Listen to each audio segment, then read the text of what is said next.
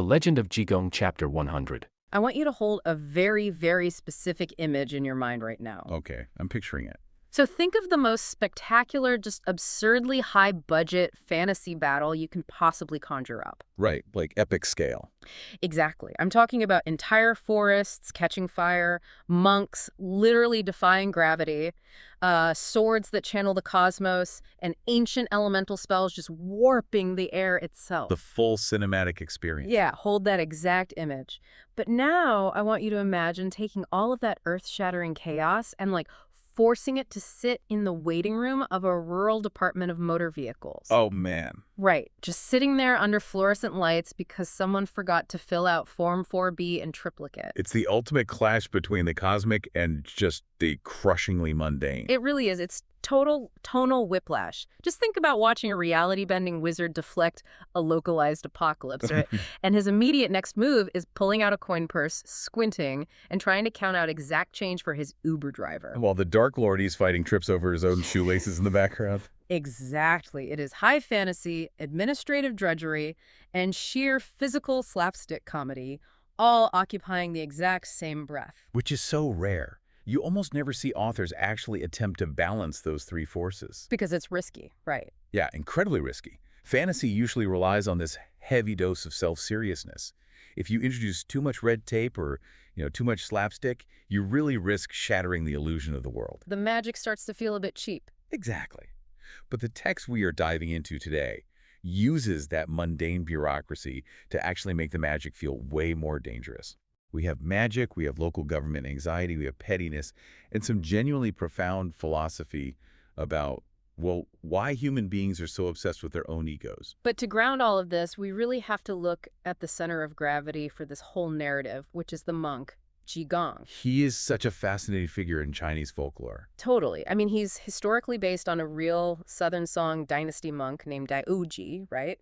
But the fictionalized Jigong is the absolute antithesis of what you picture when you hear the word monk. Oh, completely.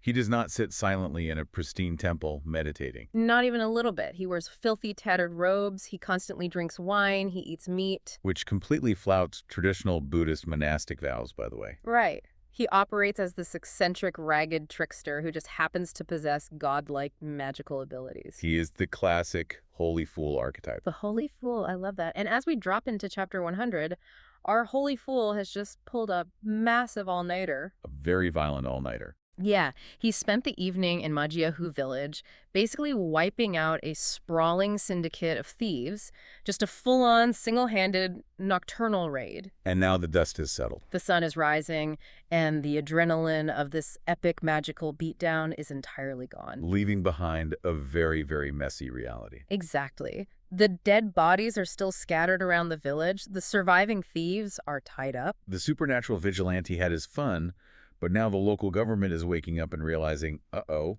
they have to process the paperwork for a literal massacre. And this is where we hit that bureaucratic wall I mentioned earlier. We are at the house of a local man named Ma Jun. Right. And sitting around in this house are two exhausted local constables. You've got Zhu Rui, whose street name is Little Black Tiger. Great name. So good. And his partner Luo Biao, the red-faced tiger. And they are literally just sitting there staring at three surviving bound thieves. They aren't interrogating them. Nope. They aren't rushing them to a dungeon either. They're just sitting on their hands because Jigong told them they had to wait for the sun to come up, transport the thieves to the yamen. The local government compound, for those wondering. Right, the yamen. And they have to wait to have the county magistrate physically come out to inspect the corpses. It's just so brilliant. The author goes out of their way to establish the strict jurisdictional reality of this fantasy world. Like this specific village falls under the purview of Changshan County. Yes. And back at the county office, the local magistrate is having a complete nervous breakdown. He's losing it. He knows his constables have been out all night. He knows there was extreme violence, and he's just paralyzed by the implications for his district. Because a massive body count is terrible for a magistrate's career, right? Exactly. He's not a warlord, he's a bureaucrat. I mean, he is basically a middle manager terrified of a bad performance review. That is exactly what he is. Yeah. So instead of sending in the cavalry, he sends his butler. The butler rides out, looks at the carnage, finds Constable Zhu Rui, and basically says, listen, the boss is losing his mind with stress. Wrap this up, bring them back. He just wants this whole thing off his desk. And look at the physical mechanics of wrapping this up, as you said. Yeah, it's not easy. A standard fantasy trope would just have the magical monk snap his fingers and teleport the villains to the nearest prison cell. Or a portal opens up or something. Right. But in this text, magic does not solve infrastructure problems. I love that phrase. Magic does not solve infrastructure problems. It really doesn't. Constable Zurui has to literally walk into the village and hire a physical wooden cart.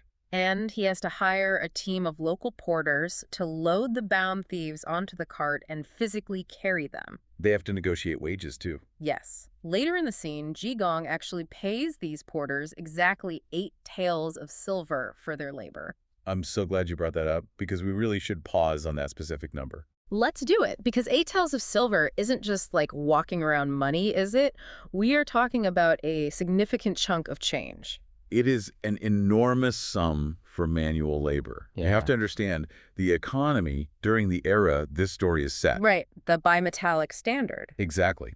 The economy ran on copper coins for daily, small use, and silver bullion for large transactions. Like buying land or something. Right. 1 tael of silver was roughly equivalent to 1,000 copper cash coins. Wow. Okay, so 1,000 to 1. Yeah, and a standard laborer at the time might earn, what, a few dozen copper coins a day? So that's 8,000 copper coins. 8 taels of silver could easily feed a peasant family for half a year. That is wild. So Jigong is paying them extreme hazard pay. Pretty much. It's like, thanks for hauling the magical terrorist. Here is 6 months' salary. Don't spend it all in one place. It makes the world feel incredibly lived in. It really does. You have a monk who can defy the literal laws of physics, but he still has to participate in the local gig economy. And by embedding these hyper-specific economic and administrative details, the jurisdiction, the hired carts, the exact silver weight, the author creates a rigid baseline of normalcy. Which is so smart from a writing perspective.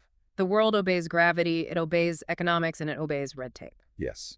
And I want to ask you, does this meticulous attention to police procedure undercut the fantasy for you, or does it do something else? Oh, I think it absolutely makes the magical elements feel more grounded and dangerous. How so? Well, when you build a world that grounded, the magic feels like a genuine violation. Like, if the world is constantly floating in this magical ether, a fireball is just Tuesday, Right, it's expected. But if the world requires you to fill out forms and pay independent contractors their daily wage, a fireball is a terrifying, reality-breaking anomaly. It creates real stakes. Absolutely. So the constables are just trying to do their grueling, underpaid municipal jobs. They finally get the cart loaded up. And they start trudging down the dirt road leading out of Mudyahu village. Yeah, and that quiet, boring prisoner transport is abruptly, violently shattered. The road is blocked. And the guy blocking the road is not exactly subtle. Not at all. The text introduces Meng Qingwan. He's a Daoist priest, but he looks completely unhinged. He's putting on a show. He really is. He has flowing, unpinned hair. He's wearing a blue satin robe, white socks, and these very specific cloud shoes. The cloud shoes are a great detail. Yeah, and he has this bristly, furious beard, and he is gripping something called the Heavenly Cycle Fierce Fire Sword. Those visual cues tell the reader everything about his character before he even opens his mouth. Especially the shoes, right? Definitely. The cloud shoes, for instance, in Taoist tradition, shoes embroidered with cloud motifs, symbolize a cultivator's detachment from the muddy mortal world. Like they're floating above it all. Exactly. They represent someone who walks on the heavens, someone elevated above petty human concerns. But the irony, and it's such a heavy irony, is that Ming is the most petty, grounded, emotionally fragile character in the entire book. He really is. He's wearing the uniform of a transcendent master, but his hair is wild because he is literally having a temper tantrum. Because his motivation is entirely personal. It's all ego. Let's get into his backstory because it's so petty. Okay, so Meng is from the Sanking Temple on Erlang Mountain, and he recently found out that his senior Taoist brother, Huaqing Feng, had a violent run-in with our monk, Jigong. The rumor mill is strong on the mountain. Very strong. The rumor says Jigong burned his brother out of his temple, and Meng has no idea if his brother is dead or alive. So Meng has just been nursing this toxic, simmering grudge. Yeah, and he just happened to be chopping wood on the mountain when he heard some local laborers talking about the massive massacre at Mudyahu. And they just happened to mention Jigong's name. Exactly. So Meng drops the firewood, unpins his hair to look as scary and dramatic as possible, and storms down the mountain to intercept the monk. He intercepts the police transport, basically demanding to look in the cart. And the three thieves tied up in the back, Han Ji, Yang Zi, and Zhang Shi, they recognize him. They see this terrifying Daoist wizard holding up the police. And they immediately start screaming for help. They're yelling, "Master Meng, save us!" Now, any seasoned reader of fantasy fiction expects what happens next. Right, the classic enemy of my enemy is my friend. Exactly. The villain with the magic sword frees the mundane criminals, and they form a unified front against the authorities. It's the classic heist movie villain team-up, but the text entirely subverts this trope. Completely. Meng looks down at the bound men in the cart and realizes he recognizes one of them. He has a history with the thief, Yang Zi. And it is not a good history. No, Meng basically looks at him and says, "Why in the world would I help you? I've never liked you." It completely shatters the illusion of this grand, organized, evil faction. Which I love. It's so realistic. The villains here are petty. Yes. The antagonists in this universe are not driven by ideological purity or some master plan to conquer the realm. Like, they're driven by bruised egos and, neighborhood squabbles. Meng has a chance to gain allies here, but he is so hyper-fixated on an old petty grudge that he would literally rather watch them swing from a rope. But the thief, Yang Zi, and this is my favorite part, he doesn't beg. Not at all. Once he realizes Meng is holding on to this grudge, Yang Zi just flips a switch. He is tied up, completely helpless, staring at a magical flaming sword, and he starts aggressively cursing Meng out. He shows zero fear. Zero. He yells at the Daoist, "Don't act so tough, I'm not afraid to die. I've been caught by the law, and in 20 years I'll be another 20-something hero." That phrase right there is a phenomenal piece of historical cultural psychology. Break that down for us, because it sounds so badass, honestly. It really is. In 20 years, I'll be another 20-something hero. Yeah. In the criminal underworld of dynastic China, there was this deeply ingrained, almost weaponized belief in reincarnation. Weaponized reincarnation. I love that term. It was essentially a coping mechanism for a brutally harsh justice system. Criminals facing execution would shout this exact phrase at the execution grounds. Like a final act of defiance. Exactly. It was a way of reclaiming power in a powerless situation. They were basically telling the magistrates, you can chop my head off, but death is just a waiting room. The wheel of karma will turn. Right. I will be reborn, and in 2 decades, I will be right back here causing trouble.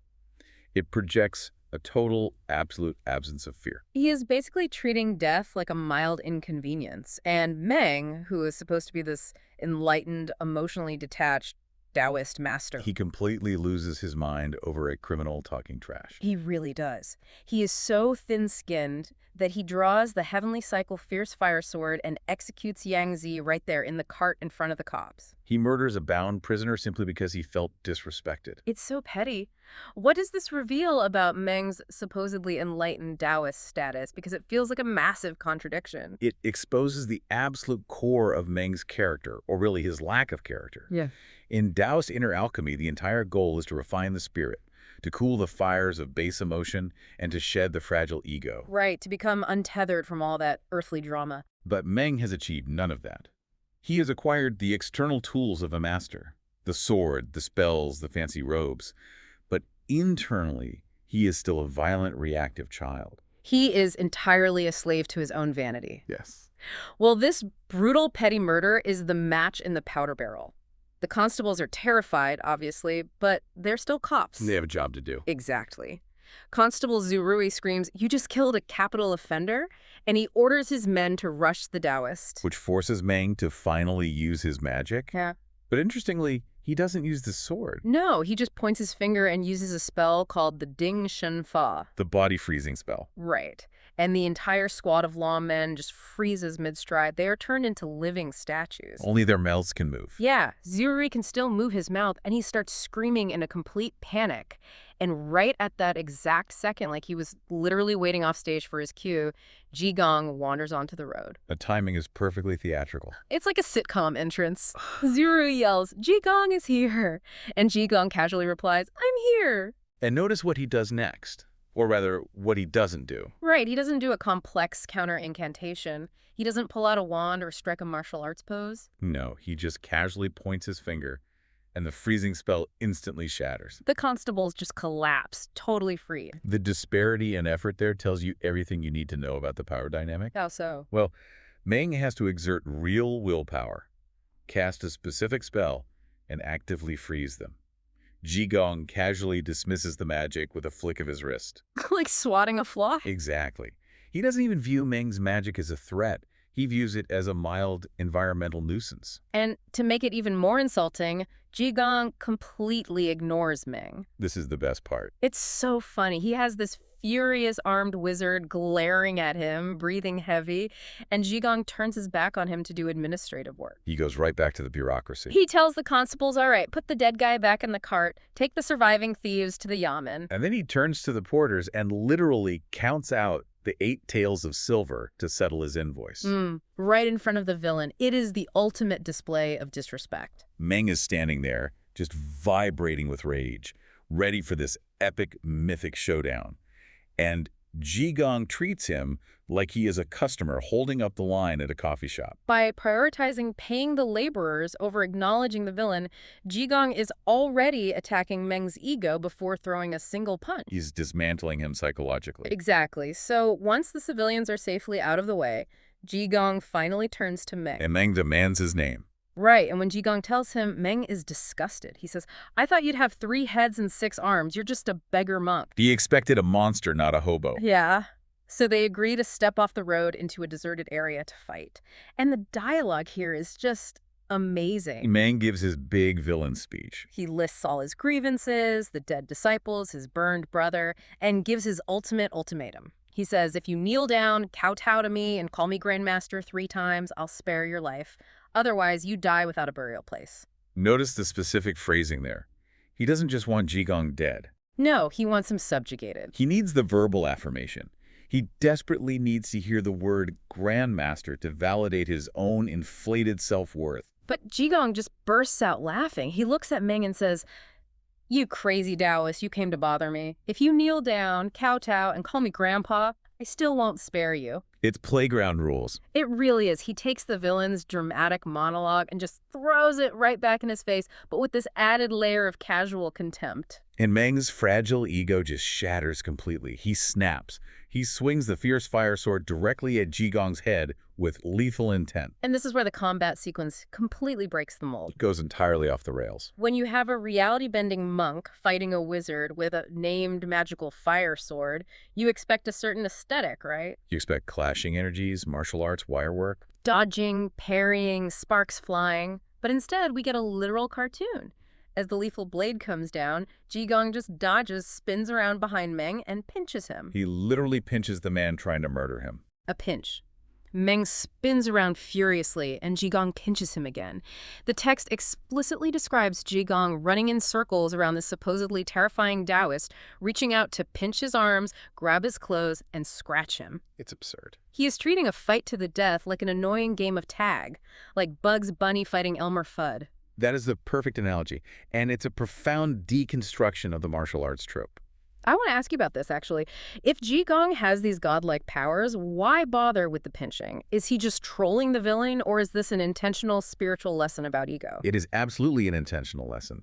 To understand why Jigong fights this way, we have to talk about the cultural concept of mianzi, or face, in classical Chinese society. Okay, break that down for us. Face is your social standing, your dignity, your reputation. For a man like Meng, his entire existence is built on maintaining face. He demands respect, he wears the pristine robes, he projects terror. So if Jigong just blasted him with a massive energy beam and killed him, Meng would die with his face intact. Exactly. He would just think his opponent had a higher power level. A contest of pure magical force validates the villain's worldview. It says, we are both powerful warriors, you just had a bigger gun. Ah, I see. But by pinching him, by pulling on his robes, by running around him like a hyperactive child, Jigong completely denies Meng the dignity of an epic battle. He strips the romance out of it. Right. He forces Meng to realize how utterly ridiculous he looks, swinging a deadly weapon at a beggar who is just giving him popal nurples. It's like a professional MMA fighter stepping into the octagon, completely focused, ready to kill, and his opponent just starts playing a kazoo and booping him on the nose. Yes. The psychological damage is infinitely worse than a physical punch. Jigong is actively dismantling the foundation of Meng's self-image. Because he is exposing the absolute emptiness of the Daoists' arrogant posturing. Jigong, as an enlightened being, understands that the real enemy isn't the sword. The real enemy is the delusion of ego. Exactly. By humiliating Meng, he is trying to break that delusion. But Meng is just too far gone. He can't handle the physical indignity. He realizes he looks like a total clown. He is furious that he's being scratched like a toddler, and he decides to drop the swordplay and go straight for the nuclear option. The heavy artillery. He steps back, mutters an incantation, and summons Samadhi True Fire. Now, this elevates the threat to a catastrophic level. Because this isn't just a normal fire. Right. No. Samadhi True Fire is not a campfire. Mm. In the lore of Taoist internal alchemy, or Naiden, this is a mystical, elemental fire generated from within the cultivator's own spiritual centers. Wow. It's often associated with the fire of the heart. It is highly concentrated, nearly unextinguishable energy. And the text describes it erupting straight out of the ground. It instantly vaporizes the grass and brush, forming this massive sheet of flame that rushes forward to completely incinerate Jigong. It is an overwhelming elemental force. But Jigong doesn't counter it with an opposing element. He doesn't, summon a tidal wave of water to put it out. Which would be the standard magical counter. Right. Instead, he stands completely still and recites a 6-syllable Buddhist mantra, Om Mani Padme Hum, followed by Om Chi Ling He. He points his finger. And he forces the massive wall of fire to just reverse direction. The clash between the Taoist fire spell and the Buddhist mantra represents a fundamental clash of paradigms. How so? What are the mechanics of this magic system? Well, Meng's magic relies on mechanics. He uses alchemical formulas, specific gestures, and elemental manipulation. He is basically treating the universe like a machine he can operate. Input A gets output B. Right. But Jigong's use of the mantra relies on absolute spiritual authority. Let's actually break down that mantra, because Om Mani Padme Hum is arguably the most famous mantra in Buddhism, right? It is. It is the mantra of Avalokiteshvara, the bodhisattva of compassion. Okay, compassion. Yes, the syllables invoke the pure, enlightened intent of compassion and the purification of the mind. So Jigong isn't fighting the fire as a physical object. What is he fighting it as, then? He is overriding the corrupted reality Meng created with the pure truth of enlightened consciousness. Oh, wow. The mechanical elemental spell just crumbles instantly when confronted with genuine spiritual realization. So the universe essentially listens to Jigong because his mind is clear, whereas Meng is just throwing an elemental tantrum. Exactly. And the result of Jigong reversing that fire is instant and deeply personal.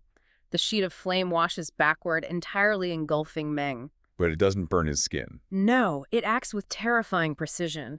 It instantly incinerates his stiff, aggressive beard, it burns off his flowing, wild hair, and it vaporizes his beautiful blue satin robes and those fancy cloud shoes. He's left standing on the dirt, completely bald, beardless, and utterly naked. Now, to a modern reader, a villain having his clothes burned off in an explosion feels like a classic Looney Tunes gag, right? You expect him to hold up a little yikes sign. It does feel very cartoonish. But in the cultural context of dynastic China, this is a surgically precise psychological execution. It is arguably a fate worse than physical death. Wait, really?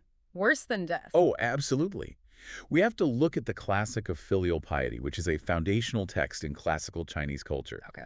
It dictates that your body, your hair, and your skin are sacred gifts received from your parents, and to damage them is a profound failure of duty. So losing your hair is a huge deal. Yes. In ancient China, cutting off someone's hair, which was called kungsing, was a severe penal punishment meant to permanently mark and shame a criminal. Wow. Okay, so by burning off his hair and beard, Jigong is essentially branding him as a criminal against the cosmos. Furthermore, for a Taoist priest specifically, the hair, the top knot, the robes, these are the visible markers of his cultivation and his authority. They are his identity. Right. When Jigong burns them away, he strips Meng of his status, his history, and his dignity. He forces the man who just demanded to be called Grandmaster to stand shivering, naked, and exposed to the world. It is the ultimate eradication of vanity. He has absolutely nothing to hide behind. His ego is completely shattered. Stripped down to nothing. So Meng, stripped of everything, just panics. He casts a desperate windriding spell and flees the scene as fast as he can, flying through the air completely naked, just looking for a hole to crawl into. Literally looking for a hole. Yeah, he finds a dark stone cave on a mountainside and dives inside, panting and totally humiliated. And this intense, philosophical, magical duel immediately transforms right back into a situational comedy. The tonal whiplash strikes again. It really does. So Meng is hiding in the dark, thinking he is alone, licking his wounds.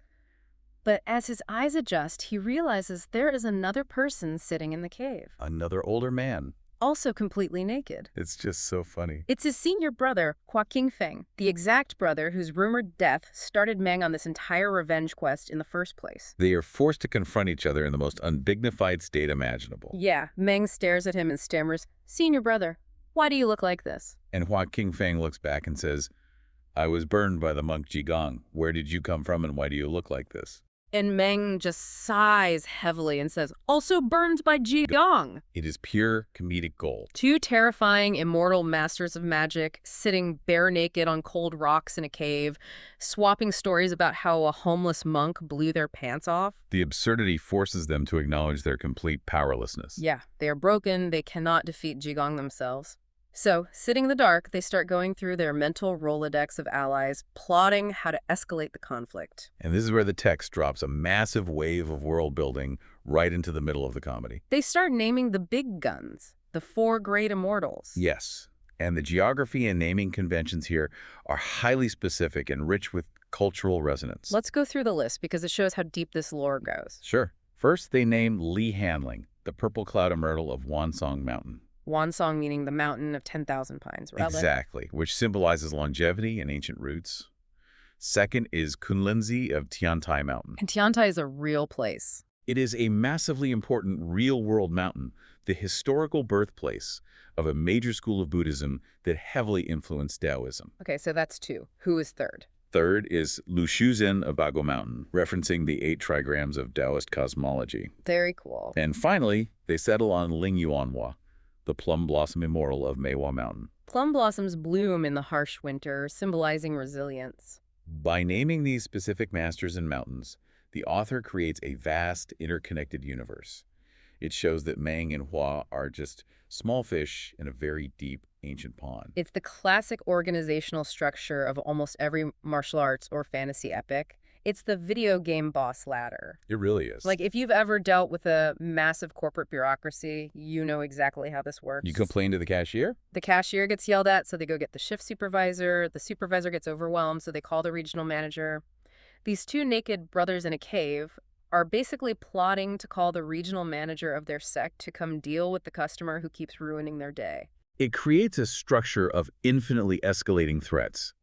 No matter how powerful the protagonist is, there is always an older martial uncle meditating on a higher mountain peak. Always. But they run into an immediate logistical wall with their grand plan. Yes, the fact that they don't have any clothes. It's a real problem. You can't just ride the wind across the province and present yourself to an ancient immortal master when you are completely stark naked. They're physically trapped by their humiliation. And right as they are despairing over this, the story introduces a third character to the cave.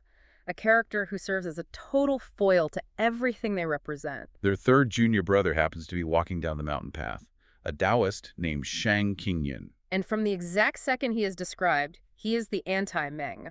Meng was unkempt, wild, flying around on magic winds, screaming at people. Shang Qingyan is walking on his own 2 feet. He is wearing a clean blue cloth robe, a proper green cap, and white socks with those cloud shoes.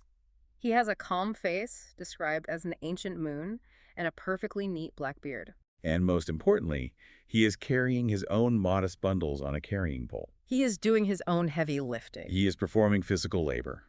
Shang Qingyun embodies the actual ideal of ascetic Taoist cultivation. He's the real deal. The text tells us he wanders the world, engaging in righteous practice and meditation. He doesn't care about sect politics, revenge, or establishing dominance. He is truly seeking the Tao. So Sheng hears voices, peers into the gloom of the cave, and is absolutely stunned to find his two senior brothers huddled together without any clothes. Hua Qingfeng immediately starts whining to him. He says, "We were burned by that monk Jigong. He is our sworn enemy." And Hua fully expects his junior brother to just drop his bag, swear a blood oath, and join the revenge squad. Because that's how these tropes usually work. Right. But Shang Qingyin's response is this incredible moment of crystalline moral clarity. He listens to their grievance, looks at them, and basically says the monk Jigong is a good person who saves the masses. If he fought you, it was probably your fault. Can you imagine the betrayal they felt? Your own brother looks at your naked, shivering body and basically says, well, you probably deserved it. Hua Qingfeng explodes.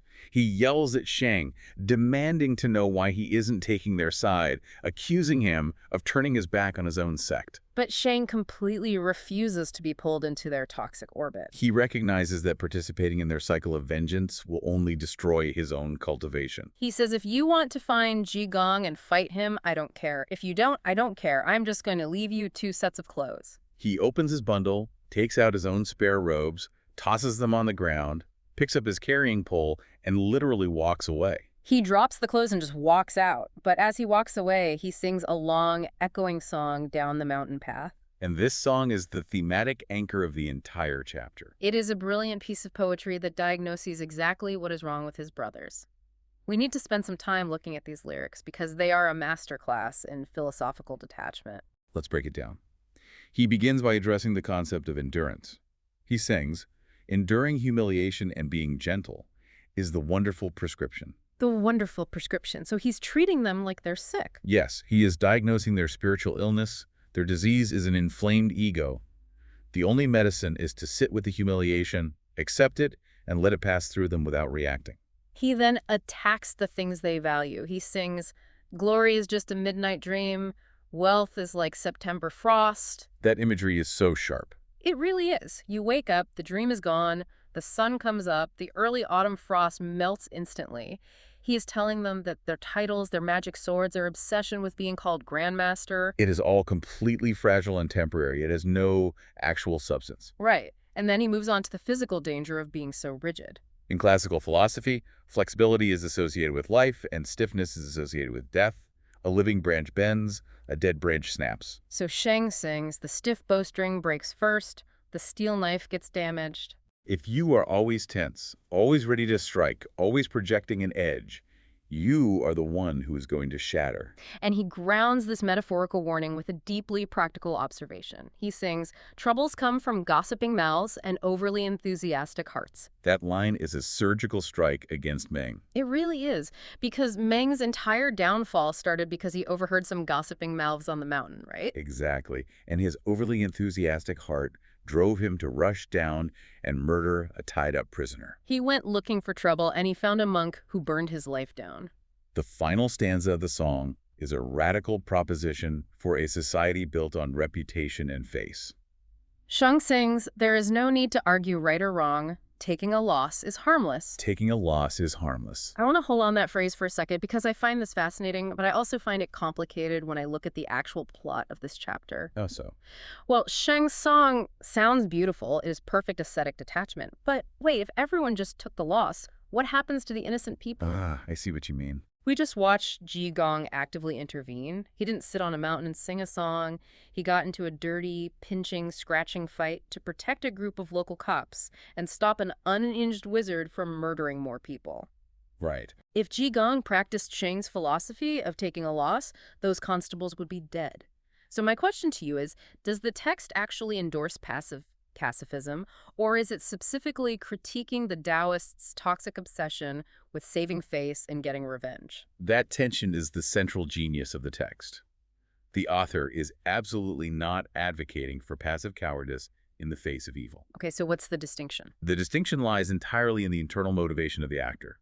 Jigong engages in extreme violence and humiliation, but he does it completely selflessly. He acts to protect the vulnerable. Right, to enforce a broader cosmic balance and to puncture the dangerous delusions of powerful men. He has zero personal stake in his own reputation. He is perfectly willing to look like an undignified clown if it gets the job done. Exactly. He fights, but he isn't fighting for his own ego. Okay, that makes sense. So Shang Qingyin's song is not a critique of Jigong. No, it is a hyper-specific critique of his brothers. Hua and Meng are not fighting for justice. They are not protecting the weak. They are fighting because someone hurt their feelings. They are fighting to repair their damaged vanity.